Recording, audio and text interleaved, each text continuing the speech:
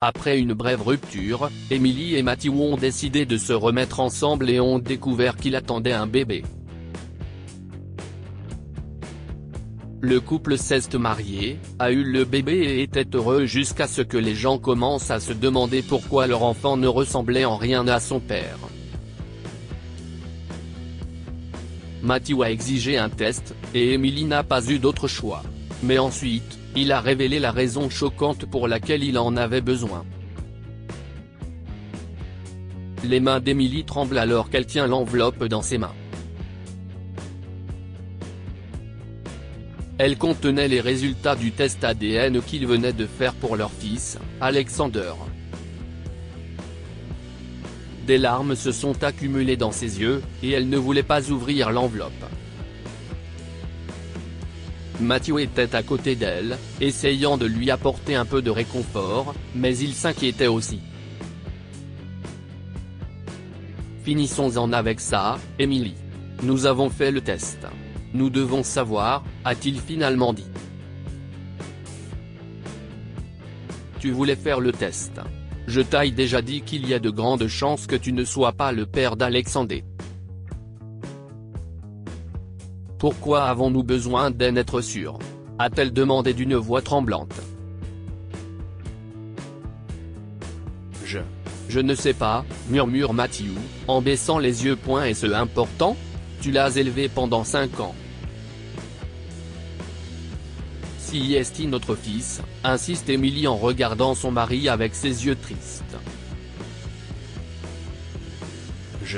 Oui, si est-il notre fils. Mais j'ai besoin de ces résultats. Pourquoi ? A-t-elle crié en sanglotant. Matthew l'a fait taire, craignant qu'il ne réveille Alexandre dans la pièce d'à côté. Juste parce que. Ce n'est pas une réponse. Il y a 6 ans, Emily et Matthew venaient d'aménager dans leur appartement à Cincinnati, dans l'Ohio, et ont décidé de refaire leur vie après une rupture.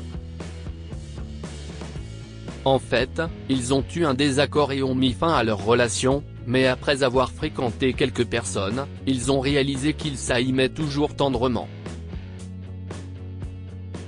Heureusement, ils ont fini par se remettre ensemble et ont travaillé sur leurs problèmes, s'engageant pleinement et planifiant un avenir ensemble. Mais Emily est tombée sur un problème. Elle vomissait de manière incontrôlable depuis plusieurs jours et Matthew n'est pas du tout au courant de la situation, car il partait tôt au travail. Ces crises de vomissement se sont arrêtées vers 10 h du matin, mais elle était inquiète.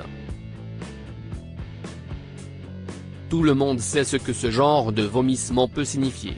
Elle a fait un test de grossesse après avoir vomi toute la matinée, et il était positif.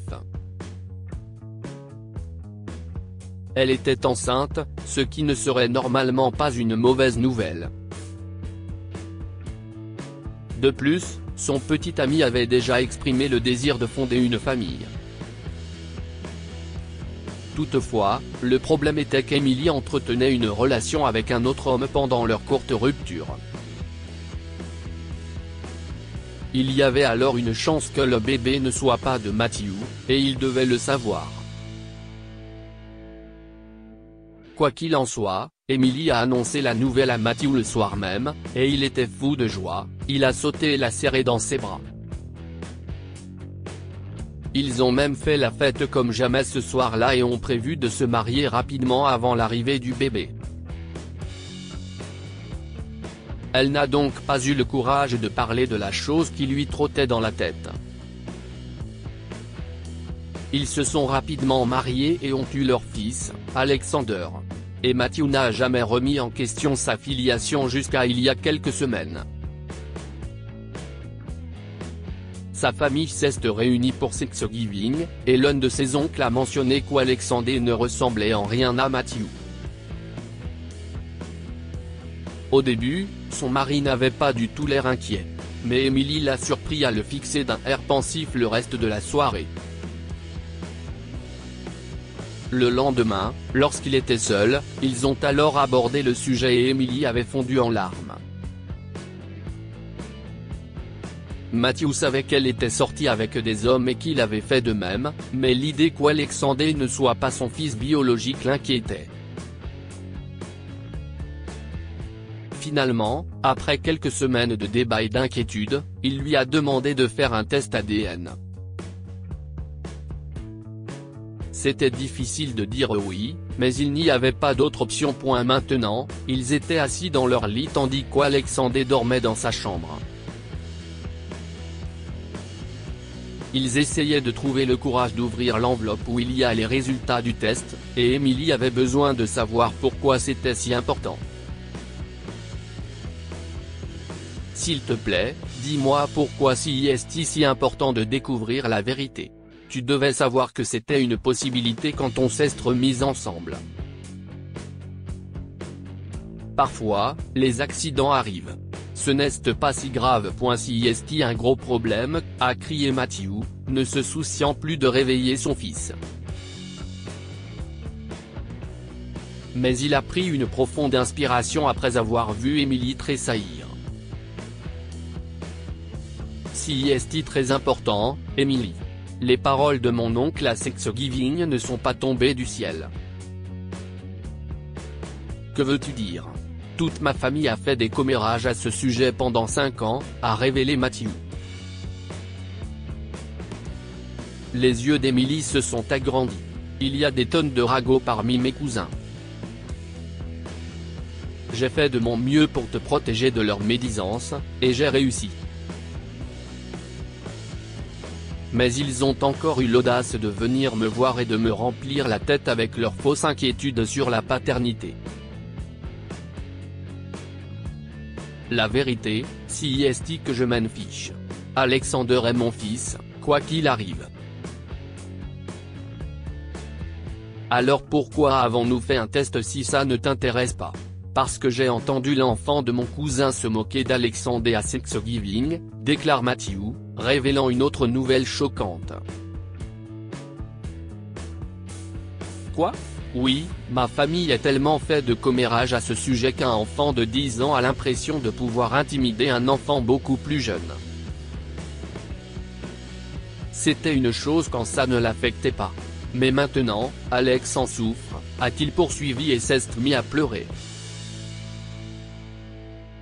Il m'a demandé si j'étais son vrai père l'autre jour, Emily.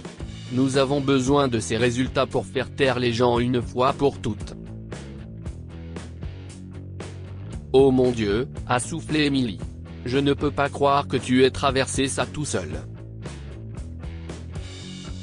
J'aurais aimé que tu me le dises. Mais, et si les résultats disent le contraire? Que ferons-nous? Nous allons commencer à passer les vacances avec ta famille. Je ne laisserai pas mon fils se faire brutaliser par qui que ce soit. Je suis son père. Soudain, Emily déchira l'enveloppe et Matthew se précipita à ses côtés pour lire. Sa bouche s'est ouverte en même temps que celle de Matthew. Ils se sont retournés et se sont regardés les yeux dans les yeux. Le test montre qu'Alexander est le fils biologique de Matthew. S'est exclamé Emily et sauta dans les bras de son mari. Ils ont virevolté dans la pièce, ravis. Par la suite, ils ont envoyé les résultats à toute la famille, et personne n'a plus jamais abordé le sujet. Que pouvons-nous apprendre de cette histoire? Les enfants écoutent ce que disent les adultes.